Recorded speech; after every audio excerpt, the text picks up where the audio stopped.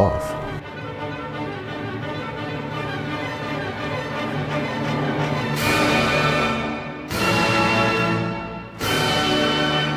All right, so we have quite a special video today because we are reacting to a classical musician performing classical music for the first time. Ooh. Exciting. I'm much better at That's this why kind we're of commentary. Oh! Probably. I'm definitely worse at this commentary. So this is Yunchan Lim, a pianist who you may know of already. Yes. Yes. I have seen him live 3 times. No. No, I have not. I think you're our only React pair who hasn't. Guitars. Okay, I've never heard him play before, but I have heard of him and just people being like, whoa, whoa. And I heard that like a lot of his fans bring him gifts and stuff. Yes. Whoa, literally an idol in the classical music world. Yunchan Lim is the youngest ever winner of the Van Cliburn competition in June of 2022 at the age of 18.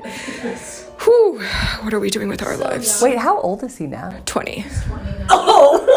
Lim is celebrated for his finger-twisting virtuosity, so naturally people are wondering, what do us fellow classical musicians actually truly think of his performance? Is he as amazing and breathtaking as, everyone says? So without further ado, we'll be listening to his performance on Tiny Desk of Franz Liszt's Sonetto del Petrarca number 104.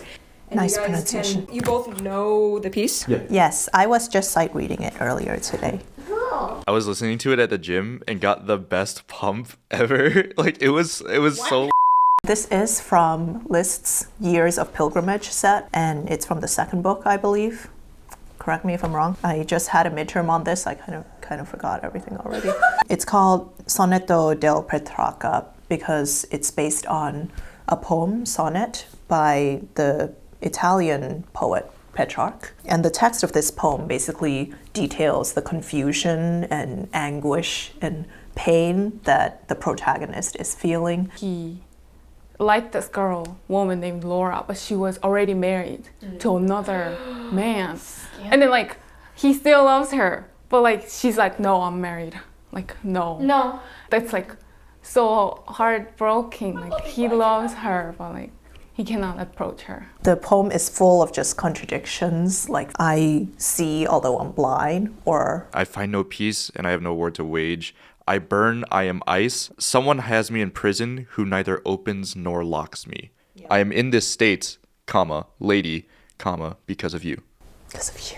And just a disclaimer to the people watching our reaction right now. Classical concerts, typically when you're in an audience, you don't talk.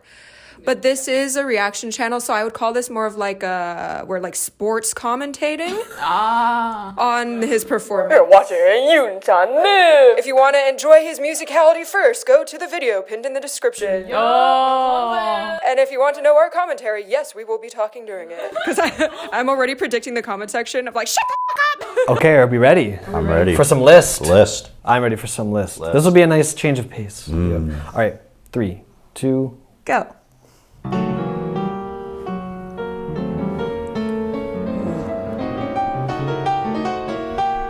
I love Tiny Desk concerts. I watched all of them.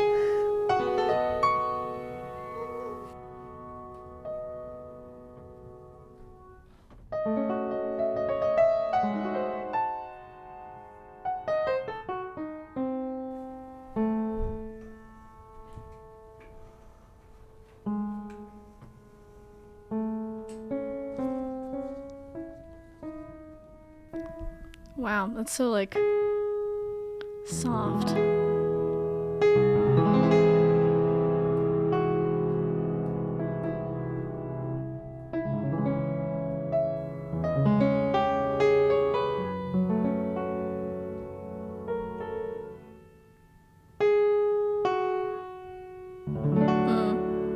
His touch is so nice. Liszt does that a lot in this piece. D major to B flat augmented. It's that edge that you really need. Interesting timing. I like.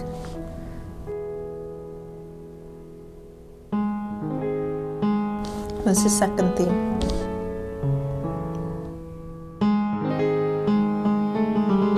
Yeah, I'm feeling some turmoil here. Yeah. This is ear candy. Oh, yeah. Even just the panning of the piano.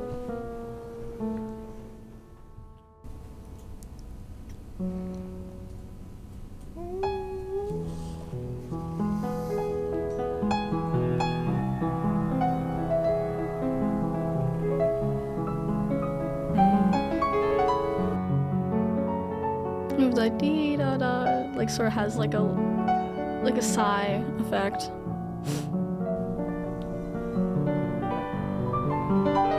Pianos look so cool when they play. Yeah. It always looks so easy.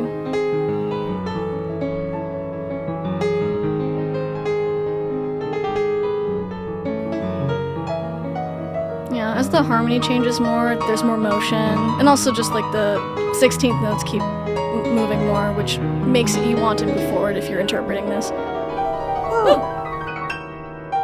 Go off. Clean as Okay, I'm listening. The pacing is really nice. I think that's something that I miss sometimes in piano performances. Ooh, that was a nice cathartic moment. So this is the same progression as was happening earlier, but it's more dramatic with just the wideness and range. I hope y'all understand how difficult it is to get this like wide range of dynamics on an upright piano. Which he's playing into the drama for sure. Yeah.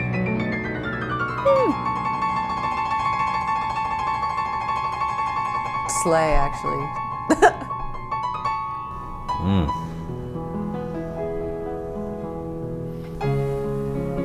He has such good timing of like rolling the chords, or like even just like doing the retardando into like the next section. It's like timing between each note is so like just hits, you know. Yeah.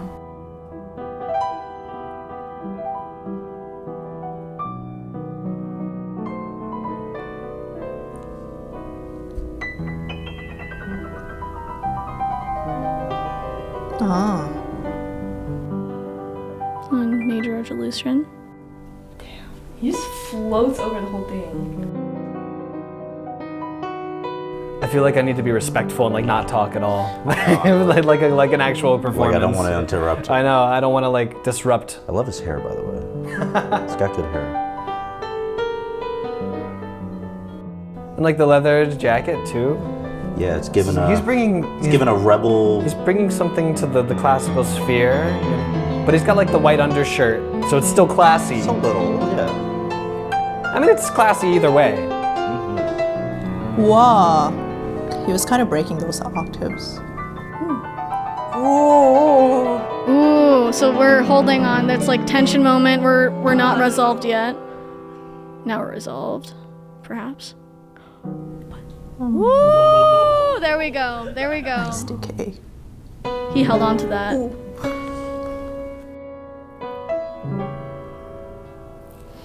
Jazzy.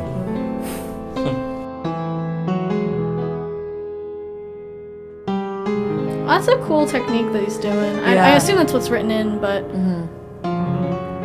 not sustaining the. And completely different like tone world here.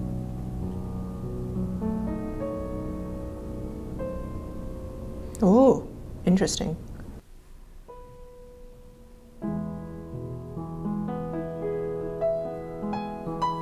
Oh, I like that. Yeah.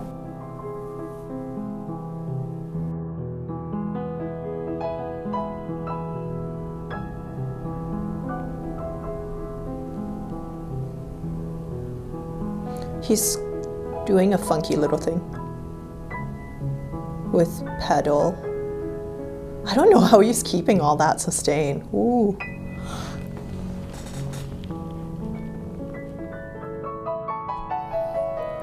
I was waiting for some sensitivity from his sound, and I think I got it here. I'm about to say, yeah, this section's really.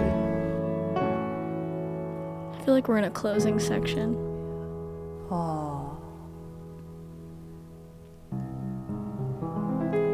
Oh, but are we? Ooh. Lowered bass note.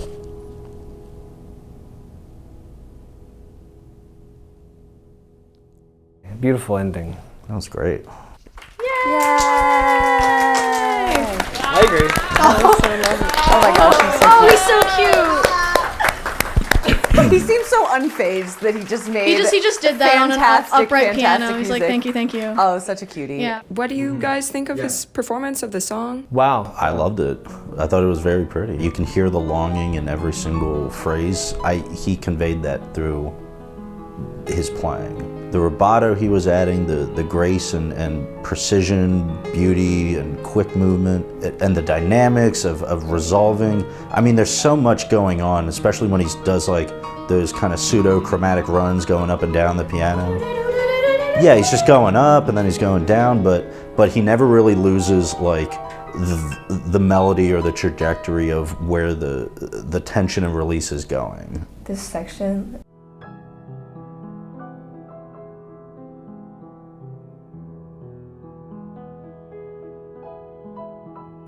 Down. Went up to that part, and he was like, it took a little time. Went like, and it's different from just like.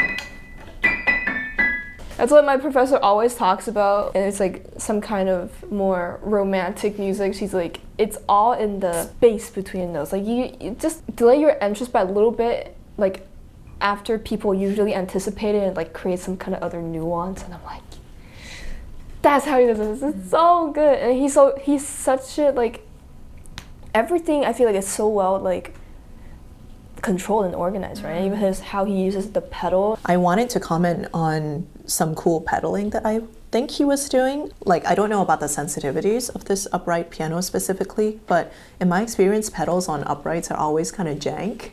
So I think it's very impressive that he controlled it the way that he did, so that there was always kind of like some leftover resonance, as though you were in a concert hall and hearing that like leftover harmony kind of still ringing in the air. And it's not just like, for example, if I like lifted my pedal, all the sound is immediately gone. Basically, I could still hear the previous chord in a way that wasn't like obtrusive to the next chord that was in the pedal, but they kind of seamlessly moved into each other. And I think that is super impressive on an upright, because every piano that I've played on that's been an upright has a really bad and not sensitive pedal. And now there's a lot of factors that go into like an NPR Tiny Desk performance. It's not a room for acoustics at all, right? And I don't know what the piano they have is like. I mean, it's an upright piano, so you know it's not a grand piano or anything like that. But they always manage to capture a really nice sound. And I already know that the recording here is already good. I already know the sound here is not capturing. It's not doing his playing as much justice as it could, I think. And that's that's one of my first thoughts I had while listening to it was, I was like, oh, he feels, well, don't worry, I loved everything. I was like, everything feels really heavy. Feels really heavy, but the precision is there. It's very clear, it's very precise. But I was like, I feel like I could be hearing some more sensitivity. But then I was like, oh, but that's probably just because of the room and the setup and everything. But then he worked with the sound by the end. Sure. By the last minute or so, I think that really sold me by the end too. Of course, the composition is phenomenal. The thing that really got me was this progression that Liszt puts throughout like the entire piece many different times. He'll do a major chord, like the tonic, and then he'll go straight to the augmented. And it has that like kind of tug, because like there's so much tension in this chord, and like he resolves it 5 different ways. Okay, so we're at the beginning of this phrase, so that's the augmented chord. Then minor, F minor, F sharp minor, da da.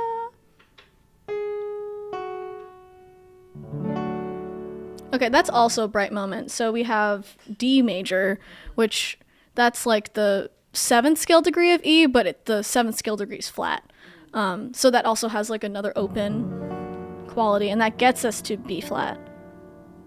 And these kinds of things are what makes romantic music sound romantic, because stuff like this would not be acceptable in the period prior. Yeah, in classical music, this is like not. Yeah, because he was absolutely using these chords as more Liszt was using these chords as an expressive tools. Yeah.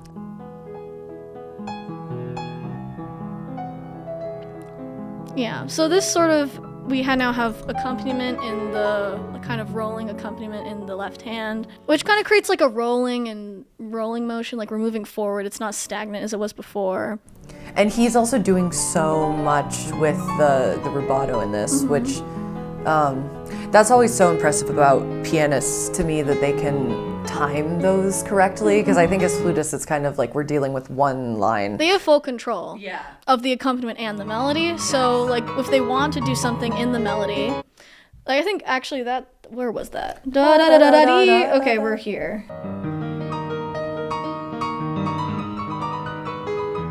Yeah, like he sort of lays back on the da da da da a little bit. That's insane. I don't understand how pianists look at that stuff and like are like, oh yeah, that's what that sounds like. Yeah. Like, what? And I couldn't tell you what time signature this was in. Oh, I wasn't even keeping track. But it's not. I don't think it's one of those pieces that's meant to be super, rhythmic either. Yeah. And so I think I think that's coming across well in his playing, and he's just putting space right where there needs to be. Mm-hmm. And this is just a big side note. Look at all the toys that are in this room. What on earth are they doing? Classic tiny desk. Aha! And so then there's like a moment of like, oh, there's some stuff happening, some turmoil We're happening storming. in here. We're storming now. Yeah. So then there's another statement of the melody, but it's a lot more stormy with just the range of the piano, and then also more like figuration. Oh. The drama. Yeah, so here we are.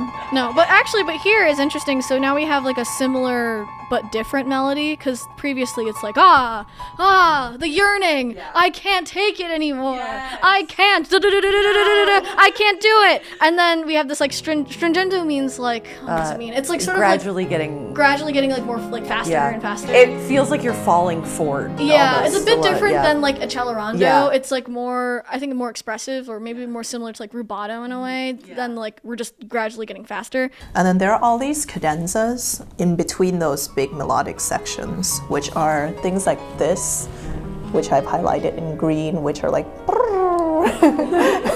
Little flourishes to show off as he does. And it's kind of like, if you want to think about it in a more poetic way, then it's kind of like the outbursts of passion in between like the kind of static paralyzed pain perhaps that the protagonist is experiencing. The flashy stuff was it was impressive, and there wasn't a single millisecond of uncleanliness in those passages, but it was those passages that made the ending what it was. I think that's why the ending is my favorite part. It's just such a good, When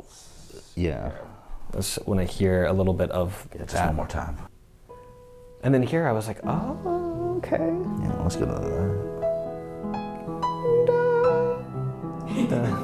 Yeah, and then there it is. Yeah, this is that. It's like water now. Before it was rain, and now it's a flowing stream. What do you think this is in terms of the piece? Like if all that longing was before then, what do you think this is? Maybe like acceptance?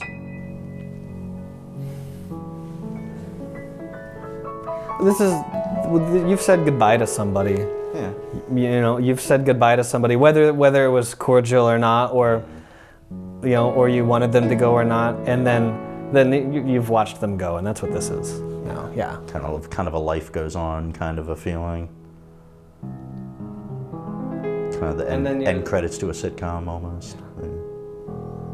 Oh, look at that. But it's and then that chord is like, oh, it's bittersweet. It still hurts a month later. Yeah.